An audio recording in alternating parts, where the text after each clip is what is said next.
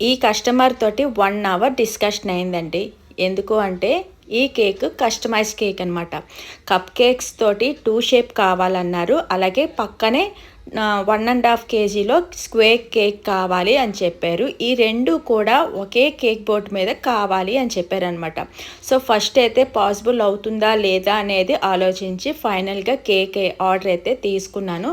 So customer తోటి ప్రతిదీ discussion చేశానమాట. Design నుంచి కలర్ వరకు, అలాగే ఫ్లేవర్తో పాటు అన్నీ డిస్కషన్ చేసి వాళ్ళకి నచ్చిన విధంగా కేక్ అవుట్పుట్ తీసుకురావడానికి చాలా అంటే చాలా టైం పట్టిందనమాట.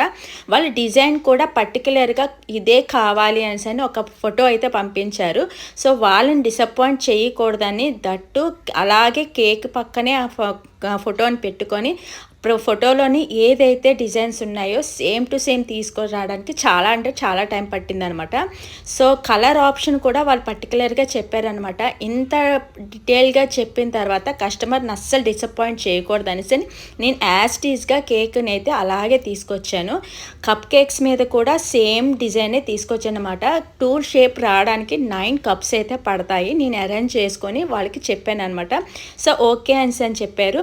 కప్ కేక్స్కి కూడా సేమ్ ప్యాటర్న్ సేమ్ కలర్స్ తోటి డిజైన్ అయితే ఇచ్చేసాను. మొత్తం అన్నీ ఒకలాగే. సో మొత్తం అన్నీ అరేంజ్ అయిపోయిన తర్వాత 20x20 బోర్డుని అయితే తీసుకొని కప్ కేక్స్కి అలాగే పెద్ద కేక్కి కూడా డబల్ టైప్ స్టిక్ చేసి కేక్ని అరేంజ్ చేసుకుంటున్నాను.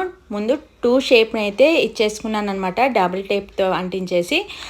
తర్వాత పెద్ద కేక్ని అరేంజ్ చేసుకున్నాను. ఇవన్నీ కూడా కస్టమర్ వచ్చిన తర్వాతే అరేంజ్ చేసి వాళ్ళని ర్యాపిడోలో అయితే కేక్ని పంపించాను మద్దిలపాలెం వరకు. సో కేక్ని చూడగానే వాళ్ళు చాలా హ్యాపీగా ఫీల్ అయ్యారు. అనుకున్నట్టుగా అవుట్పుట్ అయితే వచ్చిందని చెప్పారు.